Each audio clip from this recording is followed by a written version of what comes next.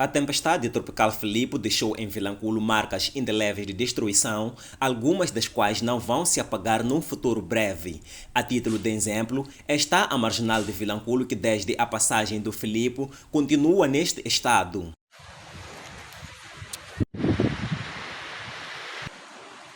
Crateras enormes e árvores tombadas é o cenário que se pode apreciar por quem anda pela marginal, um espaço que já foi um grande atrativo turístico, para além de ponto de venda de diversos produtos por pessoas que buscavam sustento para as suas famílias. Hoje em dia, andar ou conduzir pela marginal de Vilanculo é um ato de grande coragem, porque pequena distração pode ser fatal, para além do risco de desabamento de terra.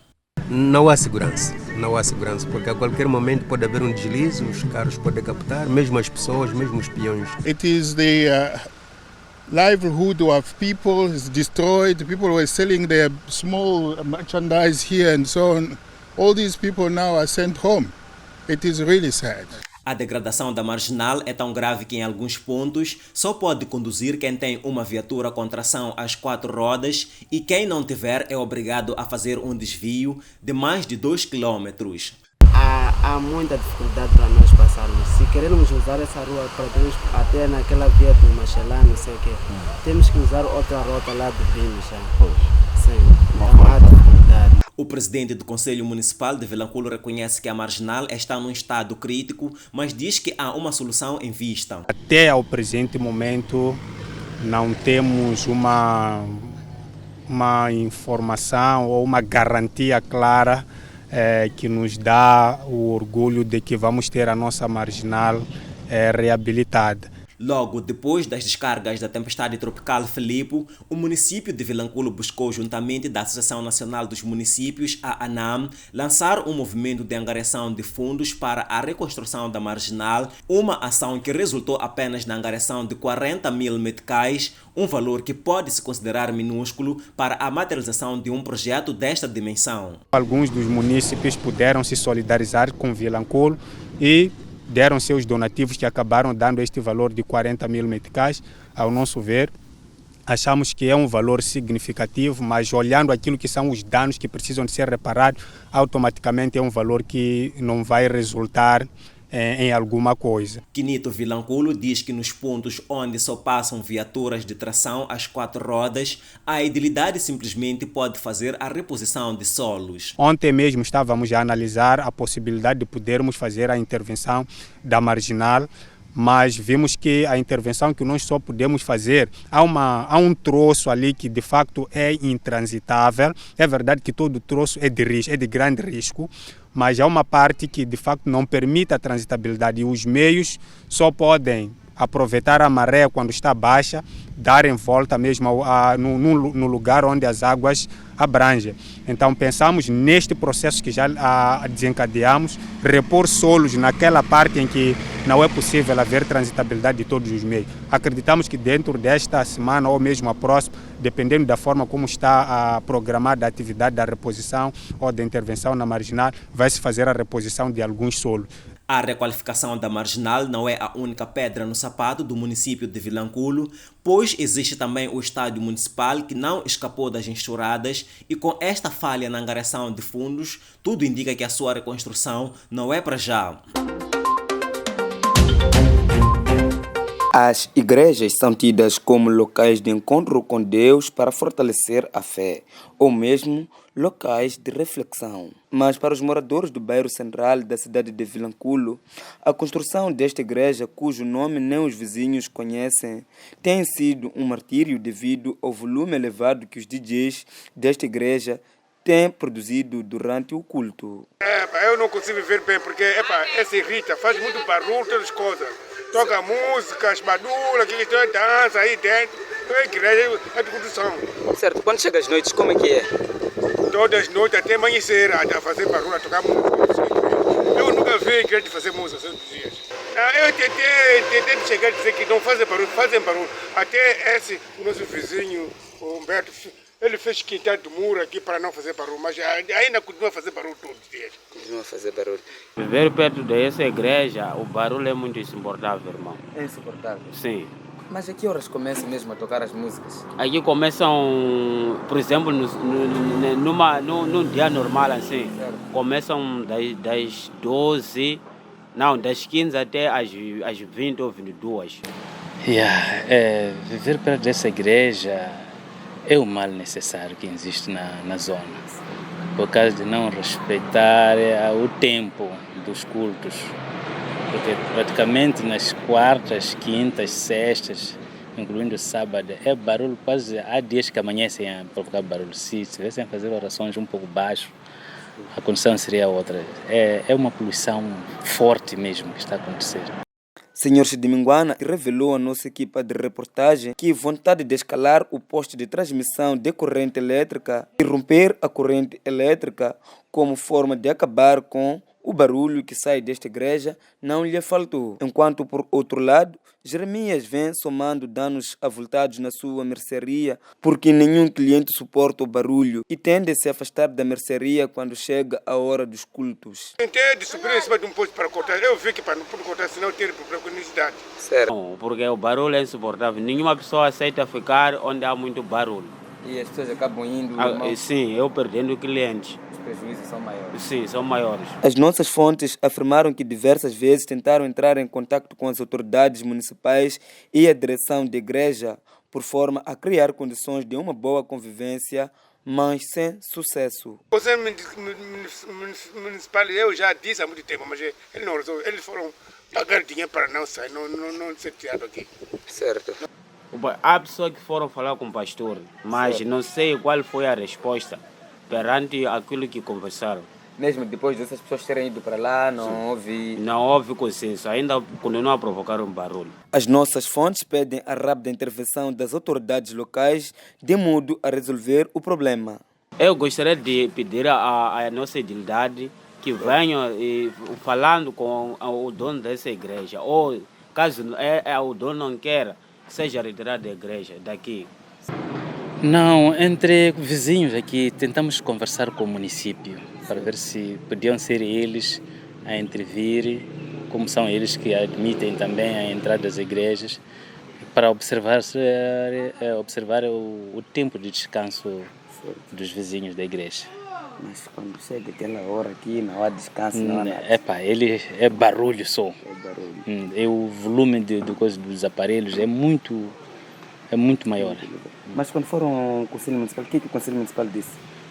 Disseram que haviam de ir ter com eles, só que muitas das vezes quando estão a fazer cultos, acabam-nos falar mal de nós, já o pastor, a reclamar que nós somos diabo que estamos a reclamar o barulho. Sim. Por minha parte, talvez pedir que o Conselho Municipal conversasse com os pastores para diminuir o volume do som dos aparelhos durante as orações. Não estamos a negar que não haja orações, tem que existir, mas é o barulho fora da hora, porque há dias que amanhecem com barulho sempre.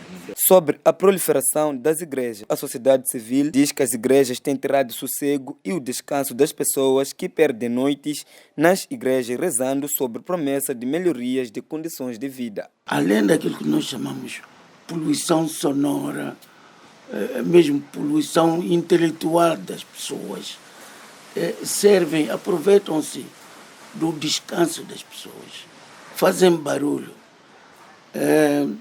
estragam a tranquilidade das pessoas, dos próprios crentes, porque esses crentes são obrigados a sair do serviço para começarem as rezas depois do trabalho, na altura em que as pessoas querem descansar, querem conviver com as famílias. Então todos são obrigados a ir para a igreja, cujo termo das suas orações é altas noites, com músicas, com tudo que faz barulho, com tudo que... Por exemplo, na minha zona aqui eu ouço várias igrejas a rezar ao mesmo tempo, mas igrejas de nomes de designações diferentes. Ora os Messias, ora os Meias, ora os Queijanos, etc, etc. Então, o que acontece? Nós reclamamos sempre que, olha, a população está a passar mal, porque tem que ouvir sons diferentes em nome dos cristãos. há poluição sonora, que as autoridades, eu não sei se conseguem intervir ou se têm receio de intervir, porque se trata de cristãos que estão a manifestar a sua crença. Mas, de facto, a maior preocupação é a poluição sonora. É a distorção das doutrinas que deviam unir a sociedade, é a distorção das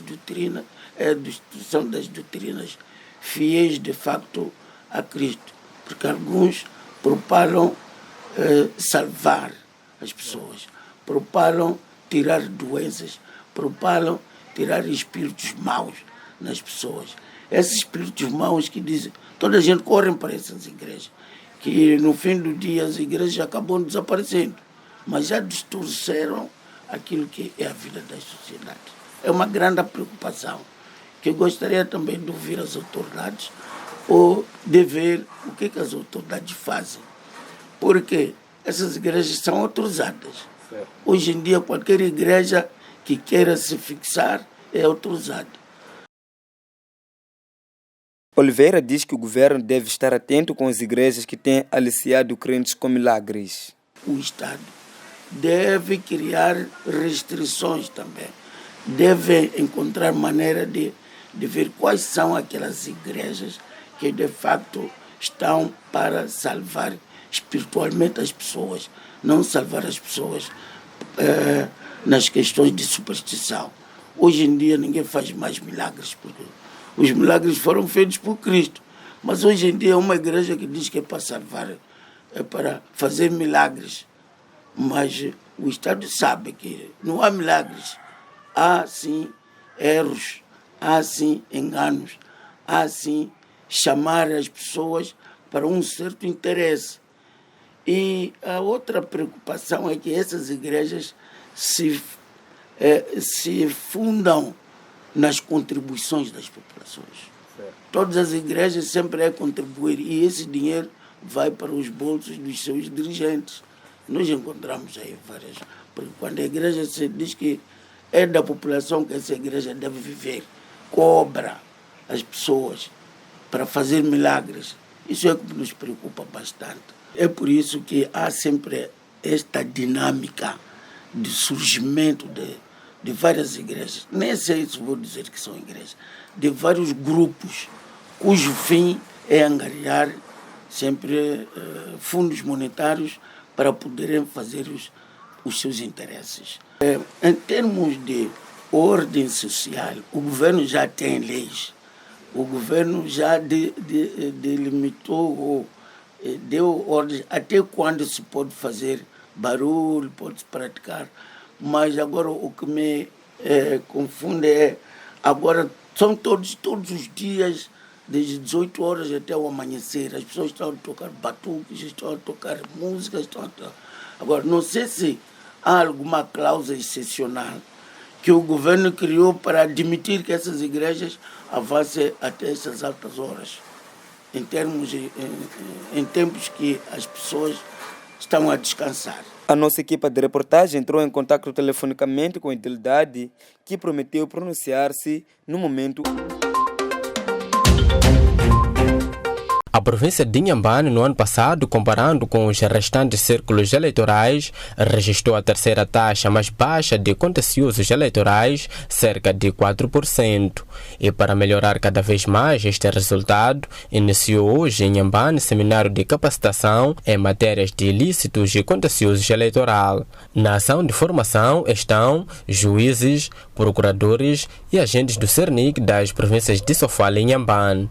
Hoje, damos continuidade a um ciclo de formação de magistrados judiciais e do Ministério Público e de agentes do CERNIC desta província, de forma a municiá-los de ferramentas necessárias para que, nas eleições presidenciais, legislativas e provinciais agendadas para o próximo dia 9 de outubro, interpretem e apliquem o direito eleitoral ao serviço de eleições que se pretendem livres, justas e transparentes, no quadro do Estado de Direito Democrático. Pedro Sinainha de Dima, venerando juiz conselheiro do Tribunal Supremo, referiu ainda que a atuação no terreno deve ser imparcial. Gerir conflitos eleitorais é de uma incomensurável responsabilidade, por vestirmos a pele de árbitros que, imbuídos de sentido de responsabilidade objetiva, respeito pelo primado da lei, isenção e imparcialidade, termos a nobre missão de garantir que a escolha soberana feita pelo povo através do seu voto não seja posta em causa por conta de irregularidades ou ilícitos eleitorais. E para Ernesto Vecchia, juiz-presidente do Tribunal Judicial da província de Inhambane, face às eleições presidenciais, legislativas e provinciais agendadas para o próximo dia 9 de outubro, a capacitação chega no momento oportuno. Esta capacitação é oportuna, porque sugere uma profunda reflexão sobre a importância do papel educador dos tribunais, com vista a assegurar uma justa e harmoniosa convivência social. A elevada consciência dos cidadãos, dos partidos políticos ou coligações de partidos que participam nos processos eleitorais, que já sabem buscar soluções jurisdicionais junto dos tribunais, constitui um grande desafio para todos nós. Por isso, exige-se de nós um preparo técnico bastante apurado para garantir decisões de qualidade, expeditas e transparentes. A formação, que hoje inicia, irá decorrer até o dia 12 de julho, sob o lema o papel do Judiciário na administração da Justiça Eleitoral, consolidando o Estado de Direito Democrático.